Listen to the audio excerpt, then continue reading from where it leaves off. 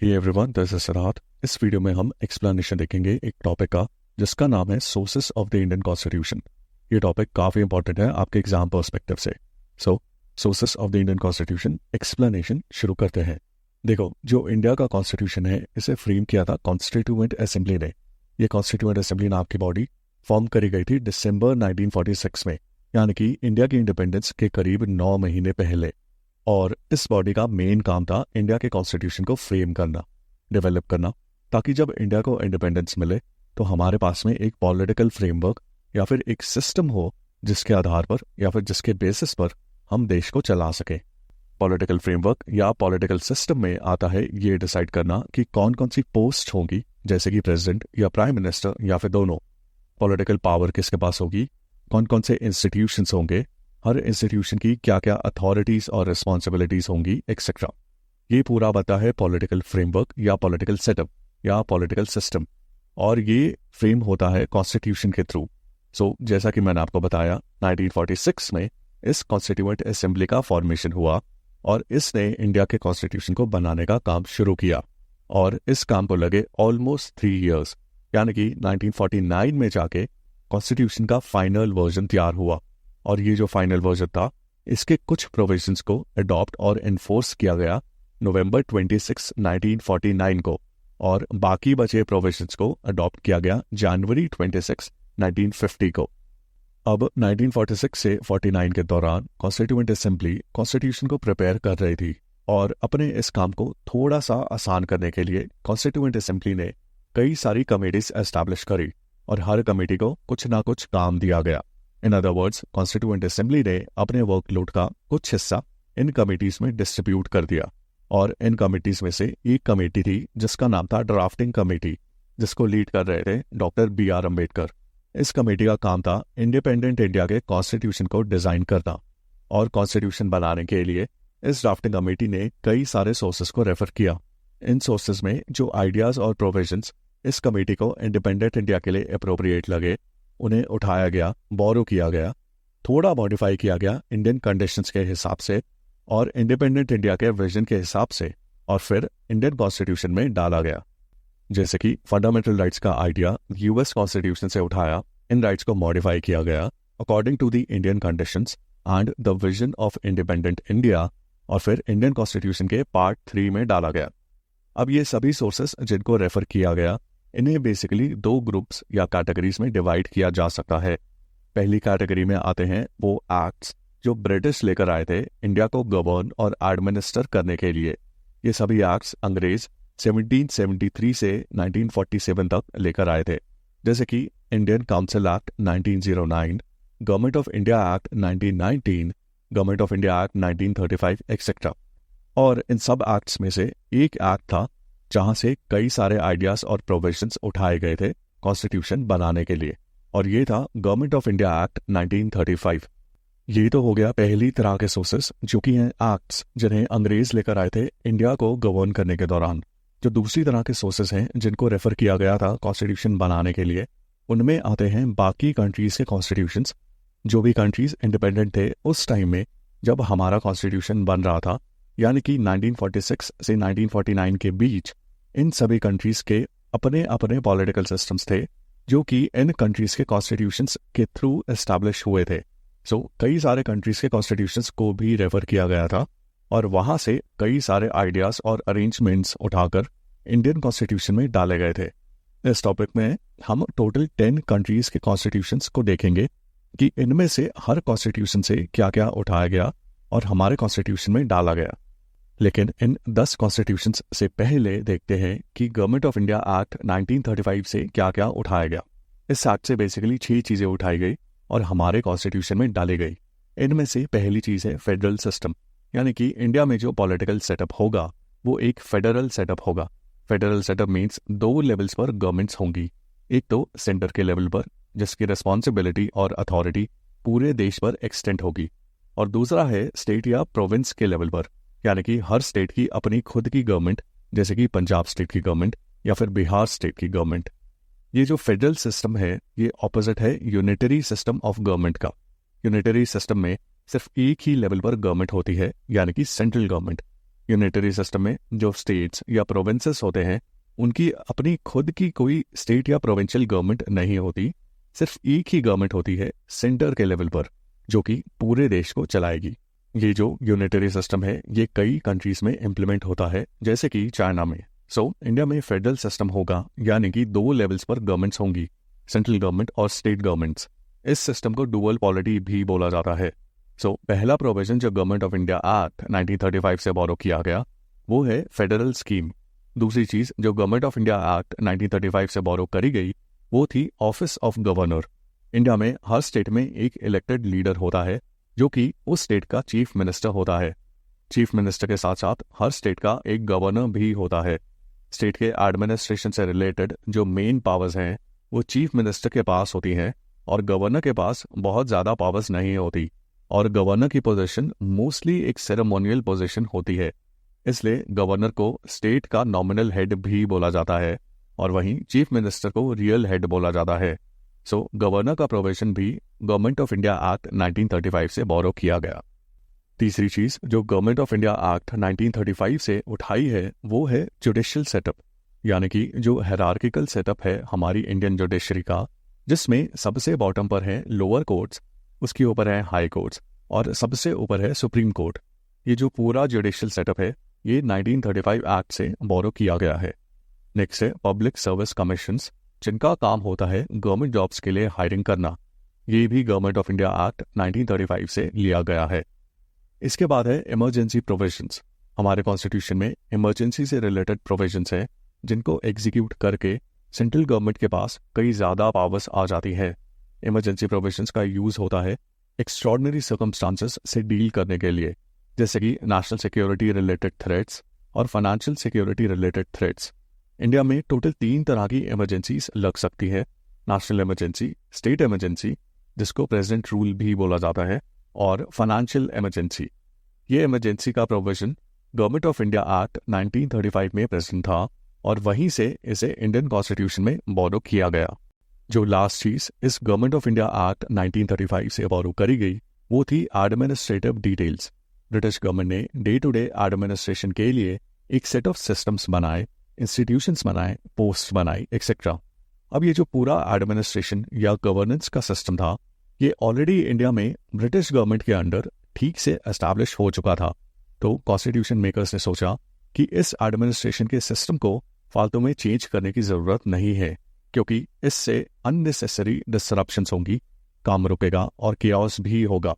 क्यों ना इसी एडमिनिस्ट्रेटिव सिस्टम को सीधा सीधा अडॉप्ट किया जाए, और इसलिए कई सारे administrative details government of India act 1935 से बोरो किए गए।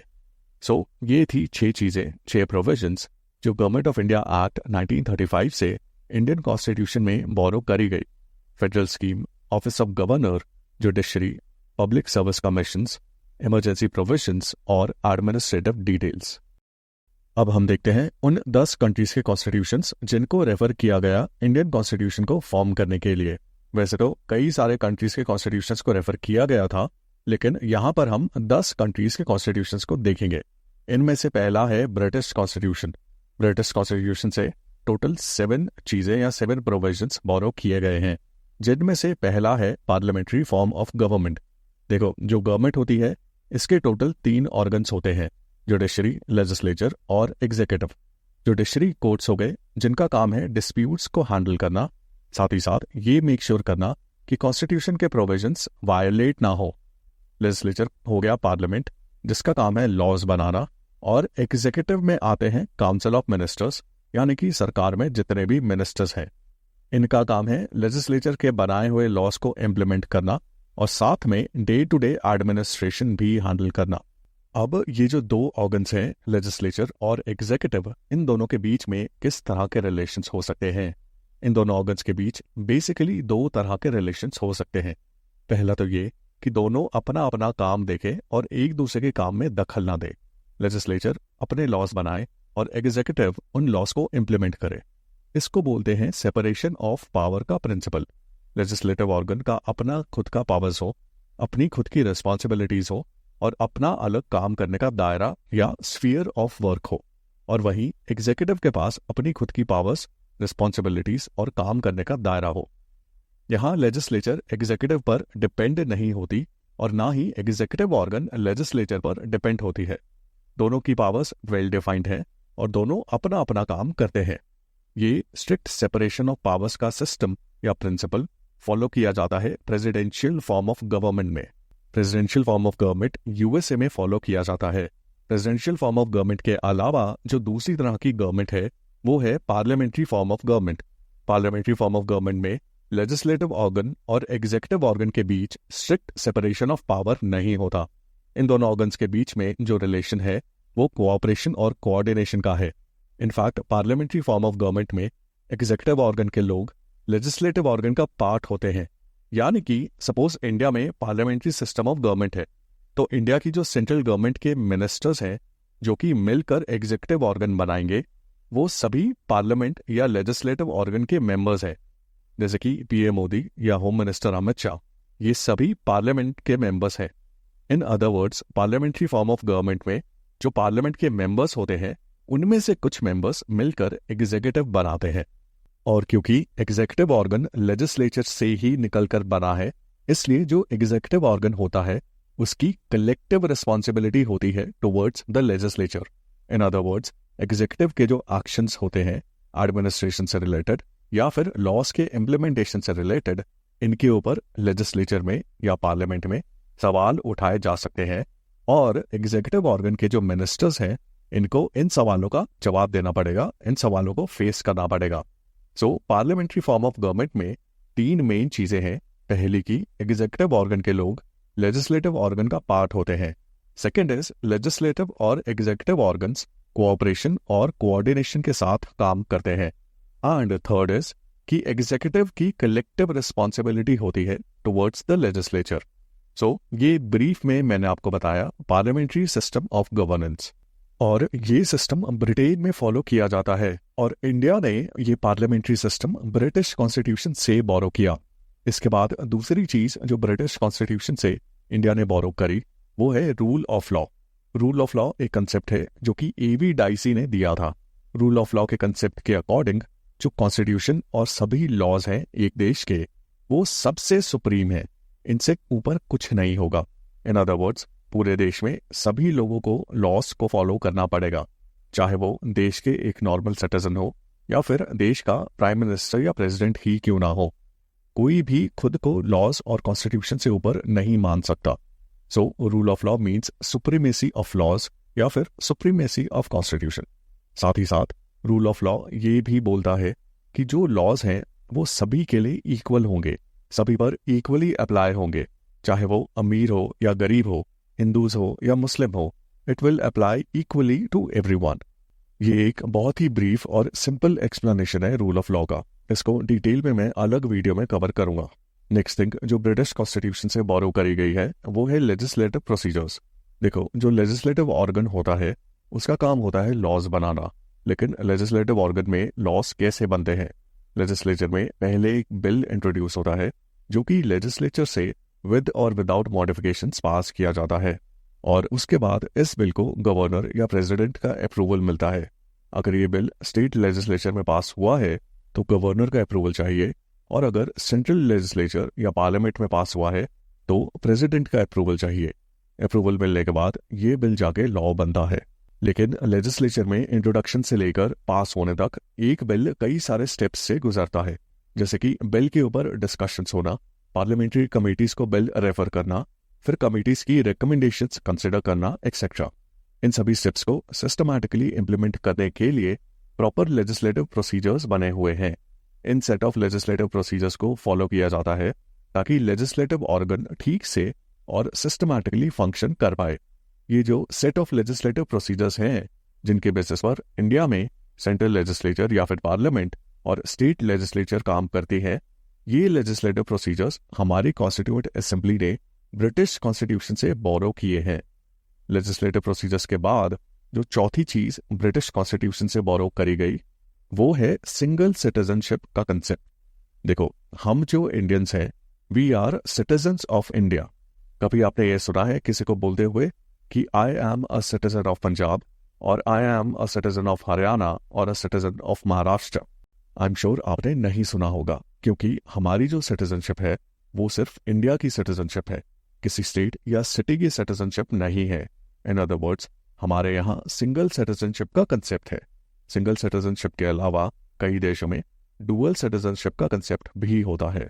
इस डुअल सिटीजनशिप के कंसेप्ट के अंडर एक कंट्री जैसे कि यूएसए में एक इंसान सिर्फ यूएसए का ही नहीं बल्कि अपने स्टेट या प्रोविंस का भी सिटीजन होता है।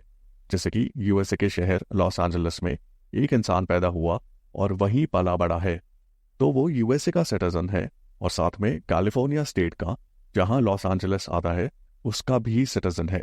इंडिया में सिर्फ सिंगल सिटीजनशिप का कंसेप्ट चलता है और हम सिर्फ इंडिया के सिटीजन हैं, ना ही इंडिया के किसी स्टेट के। नेक्स्ट चीज जो इंडियन कॉन्स्टिट्यूएंट असेंबली ने ब्रिटिश कॉन्स्टिट्यूशन से उठाई वो है कैबिनेट सिस्टम का कंसेप्ट। देखो, जो एग्जीक्यूटिव ऑर्गन होता है गवर्नमेंट का, इसमें बेसिकली एक ग्रुप ऑफ मिनिस्टर्स होते हैं और ये सभी मिनिस्टर्स का ग्रुप मिलकर बनाते हैं काउंसिल ऑफ मिनिस्टर्स। यानी कि इस ग्रुप ऑफ मिनिस्टर्स को जो एग्जीक्यूटिव ऑर्गन फॉर्म करता है इसे काउंसिल ऑफ मिनिस्टर्स बोलते हैं। ये जो काउंसिल ऑफ मिनिस्टर्स हैं इनमें सभी मिनिस्टर्स आते हैं। अब इस काउंसिल ऑफ मिनिस्टर्स में जितने भी मिनिस्टर्स हैं इनमें से हर एक के पास कोई ना कोई पोर्टफोलियो है।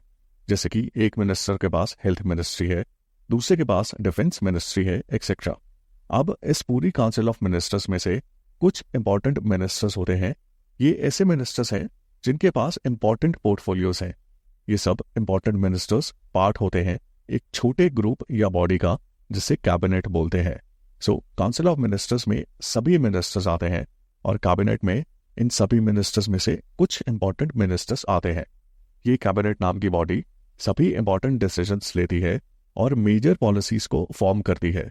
इसलिए कैबिनेट को देश की हाईएस्ट डिसीजन मेकिंग बॉडी भी बोला जाता है। ये कैबिनेट सिस्टम भी ब्रिटिश कॉन्स्टिट्यूशन से ही लिया गया है। पांचवी चीज जो ब्रिटिश कॉन्स्टिट्यूशन से ली गई है वो है प्रेरोगेटिव राइट्स। देखो, जुडिशरी का काम है ये इंश्योर करना कि देश में कॉन्स्टिट्यूशन का वायलेशन ना हो, और इसलिए जुडिशरी को गार्डियन ऑफ द कॉन्स्टिट्यूशन भी बोला जाता है। अगर वायलेशन होता है तो जुडिशरी की ये ड्यूटी है कि कॉन्स्टिट्यूशन को वापस से रीस्टोर किया जाए। अब क्योंकि फंडामेंटल राइट्स कॉन्स्टिट्यूशन का ही पार्ट है, इसलिए जुडिशरी की ड्यूटी है फंडामेंटल राइट्स को भी प्रोटेक्ट करना और इंश्योर करना कि लोगों के फंडामेंटल राइट्स वायलेट ना हो। और फंडामेंटल राइट्स अगर वायलेट होते हैं तो जुडिशरी इन्हें रीस्टोर करती है। और फंडामेंटल राइट्स को रीस्टोर करने के लिए कोर्ट्स कई तरह के ऑर्डर्स या डायरेक्शंस दे सकते हैं, और इन डायरेक्शंस या ऑर्डर्स को बोलते हैं प्रेरोगेटिव रिट्स। ये रिट्स सुप्रीम कोर्ट और हाई कोर्ट्स के द्वारा इशू की जा सकती है। सो प्रेरोगेटिव रिट्स बेसिकली वो ऑर्डर्स या डायरेक्शंस है जो कि सुप्रीम कोर्ट या हाई कोर्ट्स इशू करते हैं, और ये रिट्स इशू करी जाती हैं जब फंडामेंटल राइट्स का वायलेशन होता है। ये रिट्स टोटल 5 तरह की होती हैं: हेबियस कॉर्पस, प्रोहिबिशन, मंडामस, क्वो वारंटो और सर्टियोरारी। फंडामेंटल राइट्स के चैप्टर में इन रिट्स को हम डिटेल में देखेंगे।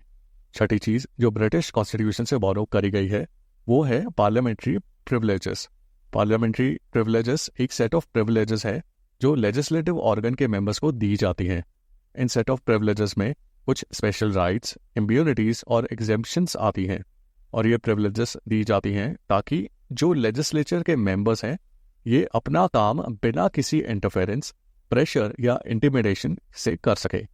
ये पार्लियामेंट्री प्रिविलेजेस होने के कारण लेजिस्लेटिव ऑर्गन काफ़ी इफेक्टिव और एफिशिएंट तरीके से काम कर सकता है। सातवीं और आखिरी चीज़ जो ब्रिटिश कॉन्स्टिट्यूशन से बोरो की गई है वो है बायकैमरलिज्म का कंसेप्ट। देखो, जो लेजिस्लेटिव ऑर्गन होता है उसमें 1 या 2 हाउसेस होते हैं। जब लेजिस्लेचर में 1 हाउस होता है तो उसे बोलते हैं यूनिकैमरलिज्म का सेटअप।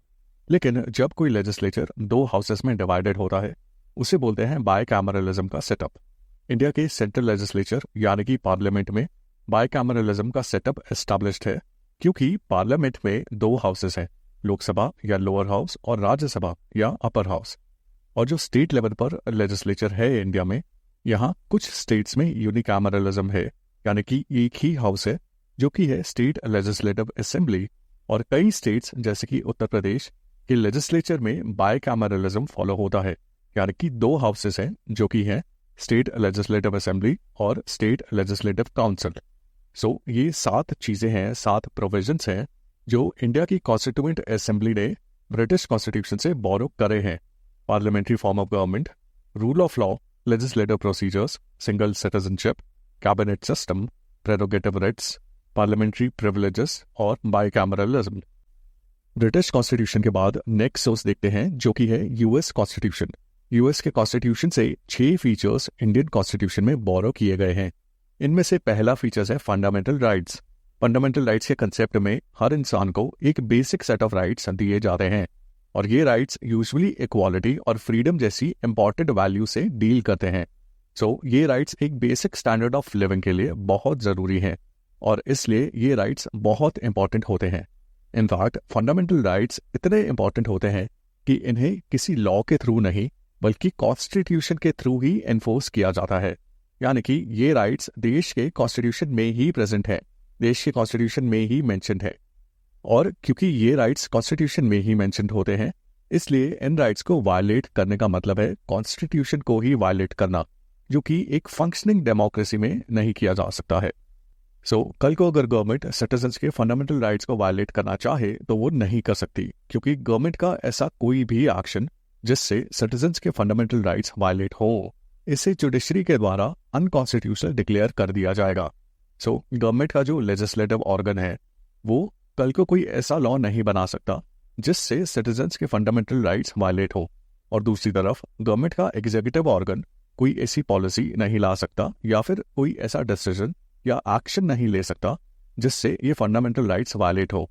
सो ये set of fundamental rights government के ऊपर एक लिमिट की तरह एक्ट करते हैं, यानी कि ये गवर्नमेंट के ऊपर एक बाउंड्री सेट कर देते हैं जिसको गवर्नमेंट के लेजिस्लेटिव या एग्जीक्यूटिव ऑर्गन्स क्रॉस नहीं कर सकते। सो ये है फंडामेंटल राइट्स का एक बहुत ही ब्रीफ में कंसेप्ट जो कि इंडिया ने यूएस कॉन्स्टिट्यूशन से बोरो किया, और ये फंडामेंटल राइट्स हमारे कॉन्स्टिट्यूशन के पार्ट 3 में प्रेजेंट है। दूसरा फीचर जो यूएस कॉन्स्टिट्यूशन से बोरो किया गया वो है इंडिपेंडेंट जुडिशरी का। एक डेमोक्रेसी में जुडिशरी का रोल बहुत ही इंपॉर्टेंट होता है। जुडिशरी को गार्डियन ऑफ द कॉन्स्टिट्यूशन भी बोला जाता है। ऐसा इसलिए क्योंकि जुडिशरी इंश्योर करती है कि कॉन्स्टिट्यूशन का वायलेशन ना हो। जैसे कल को अगर गवर्नमेंट कोई भी ऐसा लॉ या पॉलिसी लेकर आती है जो कॉन्स्टिट्यूशन के प्रोविजंस को वायलेट करता है, जुडिशरी ऐसे लॉज और पॉलिसीज को अनकॉन्स्टिट्यूशनल डिक्लेयर कर सकती है। साथ ही साथ जुडिशरी डिस्प्यूट रेजोल्यूशन का भी फंक्शन निभाती है। इन क्रूशियल ड्यूटीज और फंक्शंस को इफेक्टिवली एग्जीक्यूट करने के लिए ये काफ़ी इंपॉर्टेंट है कि जुडिशरी इंडिपेंडेंट मैनर में वर्क करे, किसी पर्टिकुलर पर्सन या एंटिटी के दबाव में आके बायस्ड वे में काम ना करे।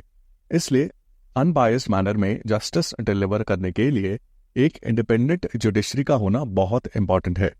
जुडिशरी की इंडिपेंडेंस को इंश्योर करने के लिए कई प्रोविजंस इंडियन कॉन्स्टिट्यूशन में डाले गए, जैसे कि जो जजेस का टेन्योर है या टर्म है उसको सिक्योर करना, या फिर जजेस की अपॉइंटमेंट का सिस्टम ऐसा बनाना कि उसमें गवर्नमेंट की इंटरफेरेंस या इन्फ्लुएंस मिनिमल लेवल पर हो। सो इंडिपेंडेंस ऑफ जुडिशरी का प्रोविजन यूएस कॉन्स्टिट्यूशन से बोरो किया गया है। थर्ड प्रोविजन जो यूएस कॉन्स्टिट्यूशन से लिया गया है वो है जुडिशियल रिव्यू का प्रोविजन। जुडिशियल रिव्यू के प्रोविजन के थ्रू कोर्ट्स या जुडिशरी लेजिस्लेटिव ऑर्गन से पास किए गए लॉज और एग्जीक्यूटिव ऑर्गन के एक्शंस या पॉलिसीज या डे टू डे एडमिनिस्ट्रेटिव और गवर्नेंस की एक्टिविटीज को एग्जामिन कर सकती है, ये देखने के लिए कि कहीं ये लॉज या ये एक्शंस या पॉलिसीज कॉन्स्टिट्यूशन को कहीं वायलेट तो नहीं कर रही। अगर वायलेशन होता है तो फिर जुडिशरी इन्हें अनकॉन्स्टिट्यूशनल डिक्लेयर कर सकती है, और अनकॉन्स्टिट्यूशनल डिक्लेयर होते ही ये लॉज या ये पॉलिसीज या ये एक्शंस इनवैलिड हो जाएंगे। सो जुडिशियल रिव्यू के प्रोविजंस के थ्रू जुडिशरी इंश्योर करती है कि एग्जीक्यूटिव और लेजिस्लेटिव ऑर्गन्स कॉन्स्टिट्यूशन को वायलेट नहीं कर रहे हैं। इसके बाद जो फोर्थ प्रोविजन यूएस के कॉन्स्टिट्यूशन से लिया गया है वो है इम्पीचमेंट ऑफ प्रेसिडेंट का प्रोविजन। इम्पीचमेंट का क्या मतलब होता है? इम्पीचमेंट मीन्स किसी पर्सन को उसकी पोजीशन से रिमूव करने का process, and therefore impeachment of president का मतलब है प्रेसिडेंट को उसकी पोस्ट से रिमूव करने का प्रोसेस प्रेसिडेंट की टर्म खत्म होने से पहले ही, क्योंकि टर्म खत्म होने के बाद तो प्रेसिडेंट ऑटोमेटिकली रिमूव हो जाएगा। So impeachment of president means term के बीचों बीच प्रेसिडेंट का रिमूवल। यूएस में जो प्रोसीजर है यूएस प्रेसिडेंट को इम्पीच करने का, इंडिया ने उसे बोरो किया इंडिया के प्रेसिडेंट की इम्पीचमेंट के लिए। सो यूएस प्रेसिडेंट और इंडिया के प्रेसिडेंट के रिमूवल का प्रोसीजर कुछ हद तक सिमिलर है। इसके बाद फिफ्थ प्रोविजन जो यूएस कॉन्स्टिट्यूशन से लिया गया है वो है removal of supreme court and high court जजेस। सुप्रीम कोर्ट और हाई कोर्ट के जजेस को किस तरह से रिमूव किया जाएगा, इसका प्रोसीजर क्या होगा, ये यूएस कॉन्स्टिट्यूशन से लिया गया है। क्योंकि जैसा मैंने आपको बताया था कि यूएस का कॉन्स्टिट्यूशन जुडिशरी की इंडिपेंडेंस इंश्योर करता है, तो जो जजेस के रिमूवल का प्रोसेस है यूएस कॉन्स्टिट्यूशन में वो काफ़ी कॉम्प्लेक्स है, और इसलिए यूएस में जजेस को रिमूव करना इतना आसान नहीं है। और इसकी वजह से जजेस बिना किसी बायस या प्रेशर के अपनी ड्यूटीज निभा सकते हैं।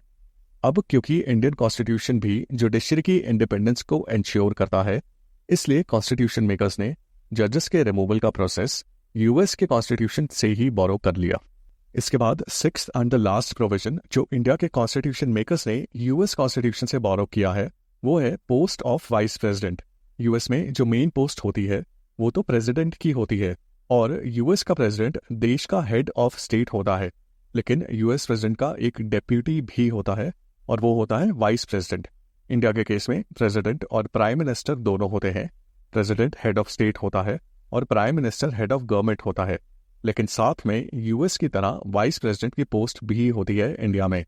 सो ये थे 6 प्रोविजंस जो इंडियन कॉन्स्टिट्यूशन मेकर्स ने यूएस कॉन्स्टिट्यूशन से बोरो किए हैं। Fundamental rights, independence of judiciary, judicial review, impeachment of president, removal of Supreme Court and High Court judges, and post of Vice President। इसके बाद नेक्स्ट सोर्स है Irish constitution. Ireland के constitution से हमारे constitution makers ने 3 provisions बोरो किए हैं, जिनमें से पहला प्रोविजन है directive principles of state policy या फिर डीपीएसपीज का। डीपीएसपीज एक सेट ऑफ इंस्ट्रक्शंस या एडवाइसेस है जो कॉन्स्टिट्यूशन मेकर्स ने कॉन्स्टिट्यूशन के पार्ट 4 में इंसर्ट करी है। और ये जो डीपीएसपीज है ये किसके लिए एडवाइसेस या इंस्ट्रक्शंस है? इंडिपेंडेंट इंडिया में बनने वाली फ्यूचर गवर्नमेंट्स के लिए। एडवाइसेस या इंस्ट्रक्शंस के अलावा डीपीएसपीज को प्रिंसिपल्स ऑफ गवर्नेंस के तौर पर भी देखा जाता है। डीपीएसपीज फंडामेंटल राइट्स की तरह कॉन्स्टिट्यूशन में ही प्रेजेंट है, लेकिन unlike fundamental rights DPSPs enforceable नहीं है, यानी कि ये खुद से एग्जीक्यूट या इम्प्लीमेंट नहीं होते। अगर कल को गवर्नमेंट कोई ऐसा एक्शन या पॉलिसी लेकर आती है जो कि डीपीएसपीज के अगेंस्ट जाती है, तो फिर हम जुडिशरी के पास नहीं जा सकते ये बोल के कि गवर्नमेंट डीपीएसपीज को वायलेट कर रही है।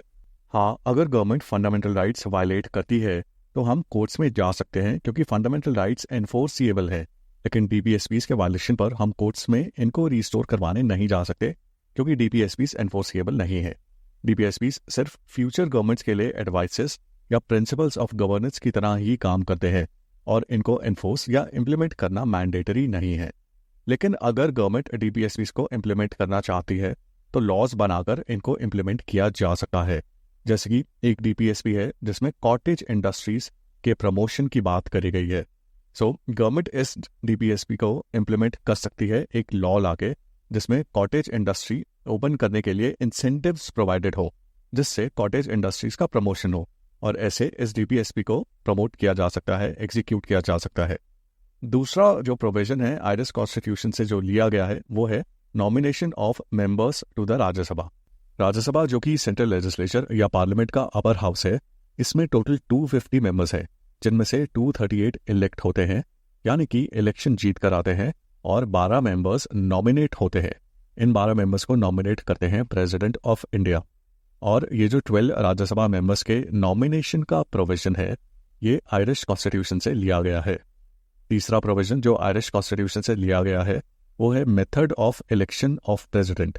इंडिया में जो हेड ऑफ स्टेट हैं वो प्रेसिडेंट होते हैं और head of government prime minister होते हैं, और इंडिया एक रिपब्लिक है।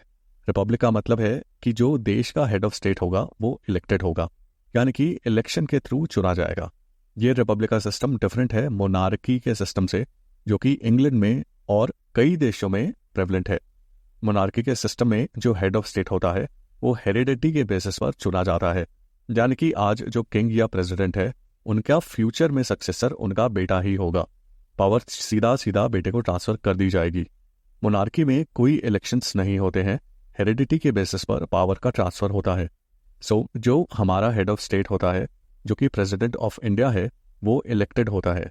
इसलिए इंडिया एक रिपब्लिक है और इनके इलेक्शन किस तरह से होंगे ये आयरिश कॉन्स्टिट्यूशन से बोरो किया गया है। आयरिश कॉन्स्टिट्यूशन से 3 प्रोविजंस बोरो किए गए हैं, DPSBs, nomination of members of Rajya Sabha और method of election of president of India. Next source है कैनेडियन कॉन्स्टिट्यूशन। कैनेडियन कॉन्स्टिट्यूशन से जो पहला प्रोविजन लिया गया है वो है federation with strong centre. India में फेडरलिज्म का कंसेप्ट एस्टैब्लिश्ड है, जहां 2 लेवल्स पर गवर्नमेंट्स होती हैं। सेंट्रल लेवल, जहां सेंट्रल एग्जीक्यूटिव और सेंट्रल लेजिस्लेचर या पार्लियामेंट आते हैं, और साथ में स्टेट्स में भी स्टेट एग्जीक्यूटिव और स्टेट लेजिस्लेचर है। ये दोनों लेवल्स पर जो गवर्नमेंट्स है, इन्हें पावर और अथॉरिटी कॉन्स्टिट्यूशन से मिलती है।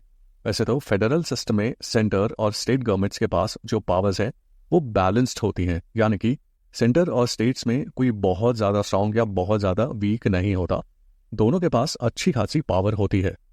लेकिन इंडिया का फेडरल सिस्टम देखें तो इंडिया में सेंटर के पास ज़्यादा पावर्स हैं व्हेन कंपेयर टू स्टेट्स, इसलिए इंडिया को फेडरेशन विद स्ट्रॉन्ग सेंटर बुलाया जाता है। और ये सेटअप जिसमें फेडरलिज्म तो है लेकिन सेंटर ज़्यादा स्ट्रॉन्ग है, ये लिया गया था कैनेडियन कॉन्स्टिट्यूशन से। दूसरा प्रोविजन जो कैनेडियन कॉन्स्टिट्यूशन से बोरो किया गया है वो है रेजिडुअरी पावर्स का। देखो, जो डोमेन्स या सब्जेक्ट्स हैं जिन पर लॉज बनाए जा सकते हैं, जैसे कि एग्रीकल्चर, वाटर, ट्रांसपोर्ट एक्सेट्रा, इन सबको 3 ग्रुप्स या लिस्ट में डिवाइड किया गया है और ये लिस्ट कॉन्स्टिट्यूशन में ही दी गई है। इनमें से पहले लिस्ट है सेंट्रल लिस्ट।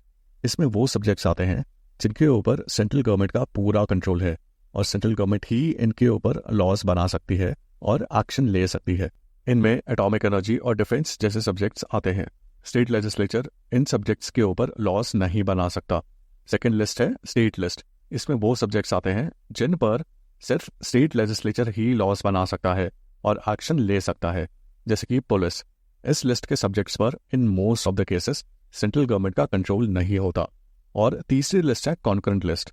इसमें वो सब्जेक्ट्स हैं जिन पर दोनों सेंटर और स्टेट्स लॉज बना सकते हैं और एक्शन ले सकते हैं। लेकिन ऐसे सब्जेक्ट्स जो कि इन तीनों में से किसी भी लिस्ट में नहीं आते, इनको बोलते हैं रेजिडुअरी सब्जेक्ट्स। ये यूजुअली वो सब्जेक्ट्स हैं जो टेक्नोलॉजी की डेवलपमेंट के साथ उभर रहे हैं। इन रेजिडुअरी सब्जेक्ट्स के एग्जाम्पल्स में है ई-कॉमर्स जैसे सब्जेक्ट्स। और ये सभी रेजिडुअरी सब्जेक्ट्स के ऊपर सेंट्रल गवर्नमेंट का कंप्लीट कंट्रोल है। स्टेट गवर्नमेंट्स इन रेजिडुअरी सब्जेक्ट्स के ऊपर कोई लॉज या पॉलिसीज नहीं बना सकती। रेजिडुअरी पावर्स सेंटर के अंडर वेस्टेड है। नेक्स्ट प्रोविजन जो कैनेडियन कॉन्स्टिट्यूशन से लिया गया है वो है appointment of state governors bye centre. India में हर स्टेट का एक स्टेट गवर्नर है और इन गवर्नर्स की अपॉइंटमेंट में सेंट्रल गवर्नमेंट का काफ़ी इन्फ्लुएंस रहता है। स्टेट गवर्नमेंट या फिर स्टेट के लोगों का गवर्नर्स को सिलेक्ट करने में कोई ज़्यादा रोल नहीं रहता, इसलिए जो गवर्नर्स हैं इन्हें सेंटर के एजेंट के तौर पर भी देखा जाता है। लास्ट प्रोविजन जो कैनेडियन कॉन्स्टिट्यूशन से लिया गया है वो है advisory jurisdiction of supreme court. Supreme court constitution का गार्जियन है और साथ में डिस्प्यूट को रिजॉल्व करके जस्टिस डिलीवर भी करता है। लेकिन इसके अलावा supreme court president of India को एडवाइस भी देता है। President of India supreme court से एडवाइस या ओपिनियन ले सकते हैं ऑन एनी लॉ और फैक्ट ऑफ पब्लिक इंपॉर्टेंस। ये जो एडवाइजरी ज्यूरिसडिक्शन या पावर सुप्रीम कोर्ट के पास है, ये बोरो करी गई है कैनेडियन कॉन्स्टिट्यूशन से। कैनेडियन कॉन्स्टिट्यूशन से टोटल 4 प्रोविजंस बोरो किए गए हैं। Federation with strong centre, wasting of residuary powers in the centre, appointment of state governors by the centre and advisory jurisdiction of supreme court. इसके बाद नेक्स्ट सोर्स है Australian constitution. इस source से जो पहला प्रोविजन हमारे कॉन्स्टिट्यूशन मेकर्स ने बोरो करा है वो है कॉन्करेंट लिस्ट का। जैसा मैंने आपको पहले बताया कि जो टोटल सब्जेक्ट्स हैं इनको 3 पार्ट्स या लिस्ट में डिवाइड किया गया है, सेंट्रल लिस्ट, स्टेट लिस्ट और कॉन्करेंट लिस्ट। कॉन्करेंट लिस्ट में जितने भी सब्जेक्ट्स हैं इनके ऊपर दोनों सेंटर और स्टेट गवर्नमेंट्स लॉज बना सकती हैं। इसके बाद सेकंड प्रोविजन जो ऑस्ट्रेलियन कॉन्स्टिट्यूशन से लिया गया है वो है freedom of trade, commerce and intercourse. Freedom of trade, commerce and intercourse का मतलब है कि इंडिया में लोगों का और गुड्स का मूवमेंट फ्री हो और विदाउट एनी ऑब्स्ट्रक्शन या बैरियर्स हो। ये free movement with in any state या फिर बिटवीन एनी 2 स्टेट्स दोनों केस में एप्लीकेबल है। तीसरा प्रोविजन जो ऑस्ट्रेलियन कॉन्स्टिट्यूशन से लिया गया है वो है joint sitting of 2 houses of parliament का। इंडिया की पार्लियामेंट में जो बिल्स इंट्रोड्यूस किए जाते हैं वो पार्लियामेंट के दोनों हाउसेस लोकसभा और राज्यसभा से पास होते हैं और फिर प्रेसिडेंट ऑफ इंडिया के पास जाते हैं एसेंट या अप्रूवल के लिए और उसके बाद जाके लॉज या एक्ट्स बनते हैं। अब ये जो बिल्स होते हैं ये दोनों हाउसेस से सेपरेटली पास होते हैं। जैसे कि एक बिल लोकसभा में इंट्रोड्यूस हुआ तो लोकसभा में पास होगा, फिर राज्यसभा में जाएगा और वहां पास होगा। सो दोनों हाउसेस की अपनी अपनी सेपरेट सेटिंग्स होती हैं जहां ये हाउसेस बिल्स पास करते हैं, लेकिन बिल्स पास करने के प्रोसीजर में कई बार डेडलॉक की सिचुएशन भी आ सकती है, यानी कि एक बिल पास होने के प्रोसीजर के बीच में ही स्टॉल हो सकता है। इस केस में प्रेसिडेंट ऑफ इंडिया दोनों लोकसभा और राज्यसभा की जॉइंट सेटिंग बुला सकते हैं या समन कर सकते हैं, ताकि दोनों हाउसेस साथ में बैठकर स्टॉल्ड बिल पर डेलिब्रेशन करें और इसको पास करें। इस जॉइंट सेटिंग के प्रोविजन को ऑस्ट्रेलियन कॉन्स्टिट्यूशन से लिया गया है। सो ऑस्ट्रेलियन कॉन्स्टिट्यूशन से 3 प्रोविजंस बोरो किए गए हैं: concurrent list, freedom of trade, commerce and intercourse और joint sitting of the 2 houses of parliament. Next source है वीमर कॉन्स्टिट्यूशन, जो कि जर्मनी का कॉन्स्टिट्यूशन है। जर्मन कॉन्स्टिट्यूशन से एक ही प्रोविजन लिया गया है और वो है इमरजेंसी का वो प्रोविजन जो फंडामेंटल राइट्स की सस्पेंशन से डील करता है। देखो, इमरजेंसी के जो प्रोविजंस हैं वो तो गवर्नमेंट ऑफ इंडिया एक्ट 1935 से बोरो किए गए हैं, लेकिन हमारे देश में इमरजेंसी के दौरान एंड स्पेशली नेशनल इमरजेंसी के दौरान ज़्यादातर फंडामेंटल राइट्स को सस्पेंड कर दिया जाता है।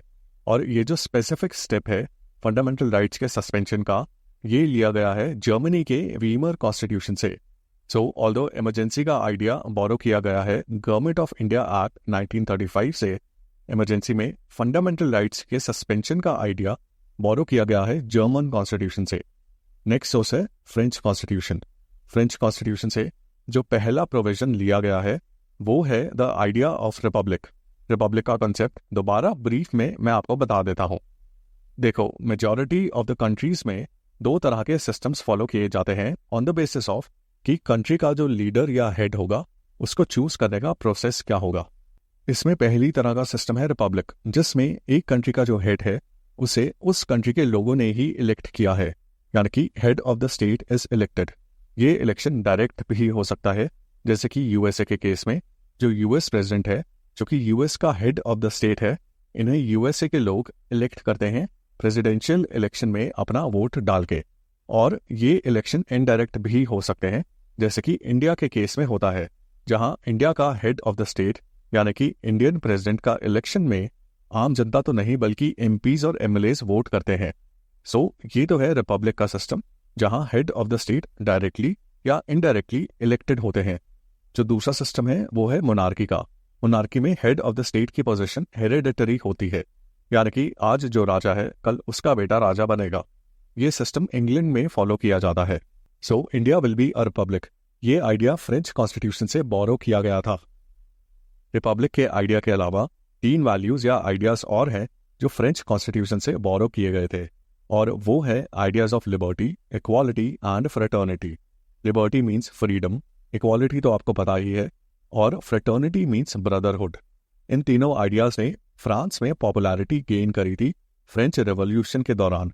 सो फ्रेंच कॉन्स्टिट्यूशन से 2 प्रोविजंस बोरो किए गए हैं हमारे कॉन्स्टिट्यूशन मेकर्स ने। पहला है आइडिया ऑफ रिपब्लिक और दूसरा है ideas of liberty, equality and fraternity. Next source है यूएसएसआर या सोवियत कॉन्स्टिट्यूशन, जो कि आज के टाइम में रशिया है। इस कॉन्स्टिट्यूशन से पहला प्रोविजन जो लिया गया है वो है फंडामेंटल ड्यूटीज का provision. Fundamental duties 42nd constitutional amendment act के थ्रू कॉन्स्टिट्यूशन के पार्ट 4A में इंसर्ट करी गई थी। फंडामेंटल ड्यूटीज यूजुअली एक सोशलिस्ट कंट्री के कॉन्स्टिट्यूशन का पार्ट होती हैं, और यूएसएसआर जो कि एक सोशलिस्ट कंट्री था उसके कॉन्स्टिट्यूशन में फंडामेंटल ड्यूटीज मेंशन थी, जहां से हमने इन्हें बोरो किया है। 42nd कॉन्स्टिट्यूशनल अमेंडमेंट एक्ट, जिसके थ्रू फंडामेंटल ड्यूटीज कॉन्स्टिट्यूशन का पार्ट बनी थी, ये एक्ट 1976 में आया था, यानी कि 1976 से पहले फंडामेंटल ड्यूटीज हमारे कॉन्स्टिट्यूशन का पार्ट नहीं थी। नेक्स्ट प्रोविजन जो सोवियत कॉन्स्टिट्यूशन से बोरो किया गया है वो है आइडिया ऑफ जस्टिस। हमारे प्रियम्बल में 3 तरह के जस्टिस का मेंशन है: सोशल जस्टिस, इकोनॉमिक जस्टिस और पॉलिटिकल जस्टिस। जस्टिस का आइडिया और जस्टिस की ये 3 डायमेंशंस पे हमने सोवियत कॉन्स्टिट्यूशन से ही बोरो करी है। सोवियत कॉन्स्टिट्यूशन के बाद नेक्स्ट सोर्स है साउथ अफ्रीकन कॉन्स्टिट्यूशन, जहां से हमने बोरो किया है procedure of amendment of the constitution. हमारे देश में सेंट्रल लेजिस्लेचर या पार्लियामेंट कॉन्स्टिट्यूशन को अमेंड कर सकती है। हाँ, कॉन्स्टिट्यूशन के बेसिक स्ट्रक्चर को अमेंड नहीं किया जा सकता है, लेकिन बाकी पूरा कॉन्स्टिट्यूशन पार्लियामेंट अमेंड कर सकती है। और अमेंडमेंट करने के लिए जो प्रोसीजर्स पार्लियामेंट को फॉलो करने होंगे ये लिए गए हैं साउथ अफ्रीका के कॉन्स्टिट्यूशन से। सेकेंड प्रोविजन जो साउथ अफ्रीकन कॉन्स्टिट्यूशन से लिया गया है वो है राज्यसभा के मेंबर्स का इलेक्शन।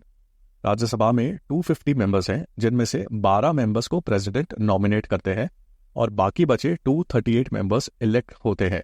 इन 238 मेंबर्स के इलेक्शन का सिस्टम साउथ अफ्रीका के कॉन्स्टिट्यूशन से बोरो किया गया है। अब लास्ट सोर्स है जापानीज कॉन्स्टिट्यूशन, जहां से प्रोसीजर एस्टैब्लिश्ड बाय लॉ का प्रोविजन बोरो किया गया है। प्रोसीजर एस्टैब्लिश्ड बाय लॉ के अकॉर्डिंग कोई भी लॉ को वैलिड माना जाएगा अगर उसको पास करने के लिए सही प्रोसीजर फॉलो किया जाता है। जैसे कि पार्लियामेंट को एक लॉ पास करना है तो वो लॉ पास करने का जो प्रोसीजर एस्टैब्लिश्ड है, पहले से बना हुआ है, अगर वो प्रॉपरली फॉलो किया जाता है तो फिर जो लॉ बना है उसको वैलिड माना जाएगा। ये एक लौता प्रोविजन है जो जापानीज कॉन्स्टिट्यूशन से बोरो किया गया है। ये थे सभी 11 सोर्सेज ऑफ कॉन्स्टिट्यूशन, जिनमें गवर्नमेंट ऑफ इंडिया एक्ट 1935 के अलावा 10 देशों के कॉन्स्टिट्यूशंस से क्या क्या बोरो किया गया है उसका एक्सप्लेनेशन। ये था explanation sources of Indian constitution का। आई होप आपको ये वीडियो पसंद आया होगा। Follow Siddharth UPSC for more.